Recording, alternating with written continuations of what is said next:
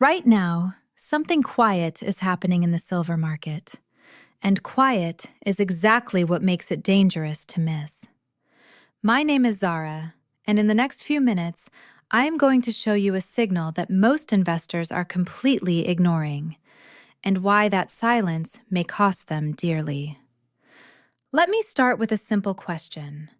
What happens when the people who produce something decide to stop? Not because demand disappeared, not because the world no longer needs it, but because producing it no longer pays. That is exactly what is happening with silver right now. Miners, the companies that pull silver out of the ground, are walking away, reducing output, pausing projects, closing operations, not out of emotion, out of math. The cost to produce silver has risen sharply. Energy, labor, equipment, compliance, every input is more expensive, and the market price has not kept up. So miners are making the only rational choice available. They are stepping back. Now here is where it gets important. Silver is not just jewelry. It is not just coins.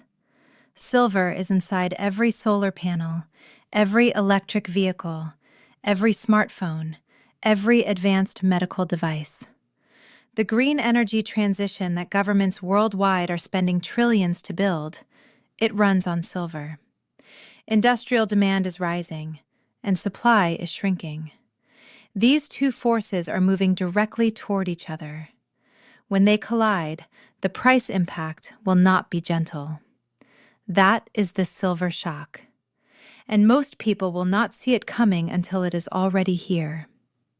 In the parts ahead, I will show you the history behind this pattern, the psychology that causes people to miss it, and the mindset that separates investors who benefit from those who do not. But first, just sit with this. The miners are walking away, quietly, rationally, and the market has not priced it in yet. Silver has one of the longest financial histories of any asset in the world, and that history has one clear lesson. When supply tightens and demand rises, silver does not move slowly. It moves hard.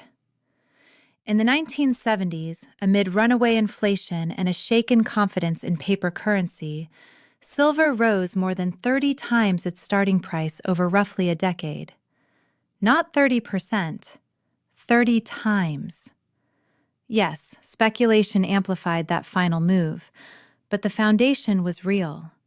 Supply stress meeting macro uncertainty. In the early 2000s, silver sat below $5 per ounce, ignored, forgotten. And then industrial demand from electronics began to accelerate. Mine investment remained low. Over the next decade, silver moved from under $5 to nearly $50, a tenfold increase, not in a startup, not in a speculative bet, but in a physical metal. Here is the lesson people miss from both of those stories. The investors who actually captured those gains were not the ones who bought at the exact bottom. They were the ones who understood the underlying thesis, supply tightening, demand rising, and held through the long, boring, uncomfortable middle periods where prices moved sideways or temporarily fell. Because that is how commodity bull markets actually work. They do not move in straight lines. They test you. They create doubt. They give you multiple reasons to exit early. And the investors who exit early hand their gains over to the ones who stayed. Today, the structural picture for silver is arguably stronger than either of those previous cycles. Why? Because industrial demand now has a new and very powerful driver, the global energy transition. Solar panels require silver. Electric vehicles require silver. Grid infrastructure requires silver. And this demand is not optional. It is policy mandated and capital backed by governments across every major economy. Meanwhile, the mining investment pipeline is thin. Exploration budgets have been cut. New mine development has slowed. The future supply of silver is more constrained than it has been in years. Supply falling, demand rising, history rhyming. The question is not whether you find this interesting. The question is whether you are prepared to act on it wisely. And that requires understanding the enemy that lives inside your own head first. Here is a painful truth. Most people who understand the silver thesis will not benefit from it, not because they are wrong, but because of how they respond to it psychologically. There are 4 patterns I see repeatedly. Every single one of them causes investors to miss opportunities they clearly saw coming. The first is waiting for certainty. You understand the thesis, you believe it is probably right, but you keep waiting for one more data point, one more confirmation, one more sign. And while you wait, the price moves. By the time certainty arrives, the opportunity has already closed. The second is the recency anchor. If silver has been flat for 6 months, your brain assumes it will stay flat. It cannot easily imagine a 30 or 40% move, even though history shows these happen regularly, and often right after extended quiet periods. The third is loss aversion. Research consistently shows that people feel the pain of a loss about twice as intensely as the pleasure of an equivalent gain. So the fear of buying silver and watching it dip 10% for 3 months feels more powerful than the possibility of a 50% gain over 2 years. Even when the math clearly favors action, the emotion favors paralysis. The fourth is social proof dependency. Silver is not a dinner table conversation. It is not trending on financial media. And that absence of consensus feels like evidence that maybe the idea is wrong. But by the time silver is on every front page, the early opportunity is over. The antidote to all 4 patterns is not boldness. It is a framework decided in advance, before the emotion hits. 3 principles. First, separate the thesis from the timing. Accept that you cannot predict exactly when the price will move. Build your position for the thesis, not for the timing. Second, size for survival. Whatever position you take, it must be small enough that a 30% temporary decline does not force you to sell, cause you financial harm, or cost you sleep. If it does any of those things, it is too large, regardless of your conviction. Third, write your thesis down before you invest. Then monitor the fundamentals, not the price. Only exit if the fundamental story actually changes, not because the price went down and made you nervous. Patient investors who follow these principles do not guarantee themselves gains, but they give themselves the one thing that undisciplined investors never have: the ability to hold long enough for a good thesis to actually pay off. Understanding the silver thesis is one thing. Knowing how to express it wisely is another. And the vehicle you choose matters enormously. Different options carry different risks, different costs, and different behaviors, even when the underlying silver price does the same thing. There are 3 main categories. Let me walk you through each clearly. The first is physical silver: coins, bars, bullion. You own the actual metal. No counterparty, no institutional dependency, no promise that can be broken. When the price rises, you gain. When it falls, you lose. Clean and direct. The downsides are real: storage costs, buy-sell spreads, and limited liquidity compared to financial instruments. For investors who are concerned about systemic financial risk, physical metal offers something no paper instrument can: direct, unencumbered ownership. The second is silver exchange-traded products, ETFs and similar instruments that track the silver price and trade on stock exchanges like any share. Convenient, liquid, low friction. You can buy and sell in seconds from a brokerage account. Most of them hold physical silver as backing, but you own a financial instrument, not the metal itself. In a normally functioning financial system, this distinction rarely matters. Investors focused on systemic risk should understand the difference. The third is silver mining equities, shares in companies that produce silver. This is where the analysis becomes most complex and where the most consequential misunderstandings happen. Mining stocks are not simply leveraged silver, they are businesses. Businesses with management quality, debt levels, reserve life, operating costs, and political risk from the countries they operate in. A mining company producing silver at $15 per ounce that sells it at $20 has $5 of margin. If silver rises to $30 and costs stay flat, that margin triples, even though the silver price only rose 50%. That is the upside of operating leverage. But leverage is a two-edged instrument. If silver falls, mining margins compress, sometimes into losses, and the stock falls far harder than the silver price itself. Buying mining equities without deeply understanding the specific business is not a leveraged silver bet. It is a silver bet combined with multiple business bets you may not fully understand. For investors who do not want to research individual miners, a diversified silver mining fund can reduce single company risk while preserving some of the leverage benefit. But even then, know what you own and why. One final point that applies across all three categories. Do not let your conviction about the thesis drive your position size beyond what your financial life can absorb. The thesis playing out over 3 years is worth nothing if you are forced out of your position in month 4 because the size was wrong. Right now, the supply signals are clear. The demand trajectory is documented. The historical patterns support the thesis, but the timing is uncertain, as it always is in markets. Position accordingly. In Part 5, I will give you the warning that ties everything together, and it is the most important thing I will say in this entire video.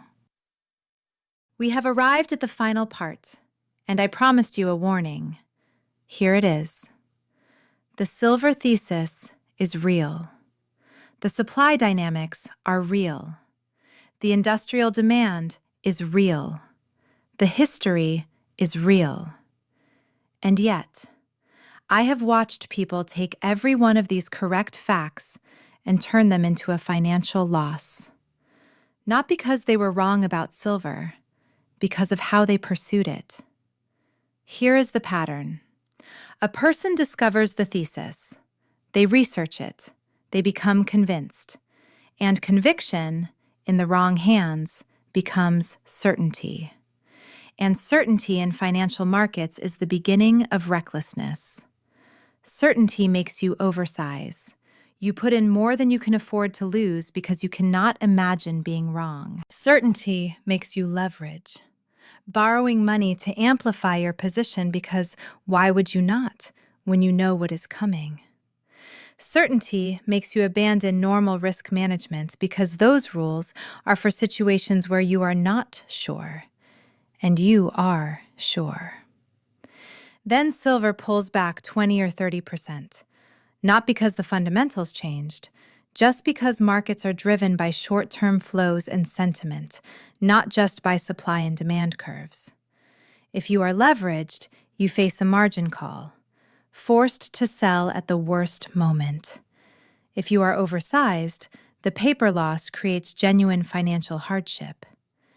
If you used money you could not afford to lose, you are out of the position, right before it recovers and the thesis plays out. This is the pattern that repeats in every commodity cycle. People who are right about the thesis and still lose money because the risk management was wrong. So here is the final framework. Only invest what survives a 50% temporary drawdown without damaging your life. Never use leverage on a thesis that requires patience. Leverage removes your ability to wait. Write your exit conditions before you enter, based on fundamentals, not price. And now the takeaway. The one idea I want you to carry from this video. The miners walking away is a signal, not a guarantee, a signal. It tells you that the economics of silver production are broken at current prices. It tells you that supply will not grow. It will likely shrink. It tells you that industrial demand from the green energy transition continues to rise. It tells you that a price adjustment at some point becomes mathematically necessary. Whether that adjustment happens in 6 months or 2 years, no one knows. But the informed, patient, correctly sized investor does not need to know. They need to understand the thesis, manage the risk, and hold through the uncertainty until the market catches up to the reality. That is what separates investors who build lasting wealth from those who are always almost there, but never quite arrive. Silver is one chapter. The real lesson is bigger. Pay attention to quiet signals. Understand what you own. Size for survival.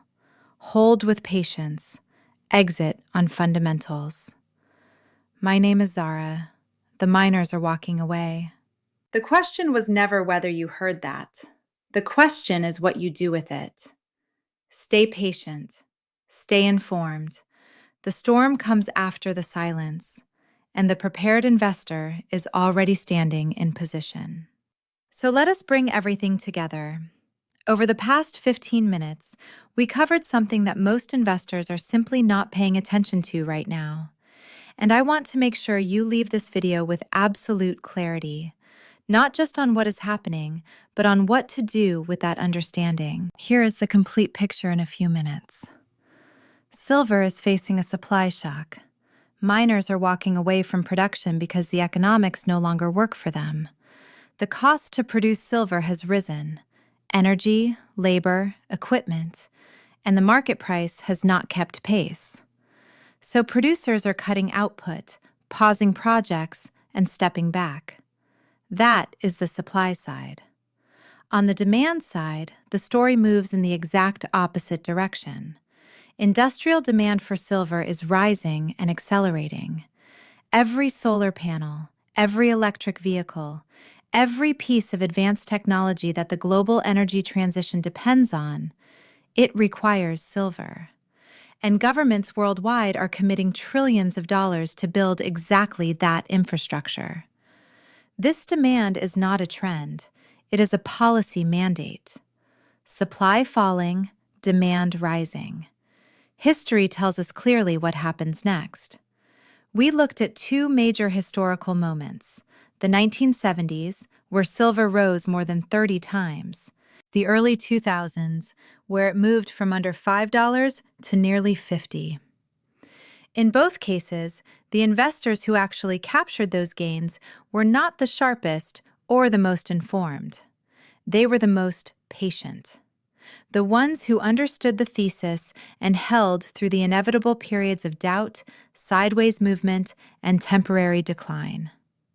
We talked about the 4 psychological traps that cause intelligent people to miss these windows: waiting for certainty that never fully arrives, anchoring to recent quiet prices and assuming they will continue, fearing a temporary loss more than valuing a long-term gain, and waiting for social consensus that, by the time it forms, means the opportunity has already closed. The antidote to all 4 is a framework decided in advance. Know your thesis, write it down. Size your position for survival, not for conviction. Monitor fundamentals, not daily price movements. And only exit when the fundamental story actually changes, not when the price makes you nervous. We covered the 3 main ways to access silver: physical metal for those who want direct, unencumbered ownership, exchange-traded products for those who want convenience and liquidity, and mining equities for those who understand the leverage they carry in both directions and who are willing to research specific businesses rather than assuming all miners are simply silver with amplification. And we ended with the most important warning of all. A correct thesis pursued with incorrect risk management still produces losses. Overconfidence, overleveraging, and oversizing are the three ways that people who are right about silver still end up on the wrong side of the outcome. So here is your complete summary in 4 points. Keep these with you. 1. The signal is real. Miners walking away is not noise. It is a structural economic signal that supply is under pressure at current prices. Something will adjust. History says it will be the price. 2. The thesis requires patience. This is a multi-year story, not a monthly trade. Size your participation accordingly and prepare for the journey to be uncomfortable at times. 3. Manage risk before you manage returns. Only invest what you can afford to hold through a significant temporary decline without financial harm or forced selling. No leverage on a thesis that requires time. 4. Stay anchored to fundamentals. Write down what would actually change your thesis, not a price number, but a real fundamental shift. Only the fundamentals should move you out of your position. Now, before you go, 3 suggestions for what to do next. First, if this topic resonated with you, go deeper on the supply side. Look at real mining economics data. Read about the all-in sustaining cost of silver production and how it compares to current market prices. The more grounded your understanding, the more conviction you can hold with patience rather than anxiety. Second, review your overall financial picture before making any moves. Silver, or any commodity exposure, should be one part of a thoughtful, diversified financial strategy, not the whole strategy. Speak with a qualified financial advisor who understands your personal situation before making decisions. This video is education, not advice. Third, share this with someone who you think is ready to hear it, not someone who will act impulsively. Someone who is patient, thoughtful, and genuinely interested in building long-term financial understanding. The best financial conversations happen between people who are both willing to think slowly in a world that moves fast. The miners are walking away. The shock is forming. The question was never whether you heard about it. The question is whether you are the kind of investor who acts on what they understand, wisely, patiently, and with their eyes fully open. My name is Zara. Thank you for staying until the end. That patience right there, that is the most important financial skill you have. Use it well.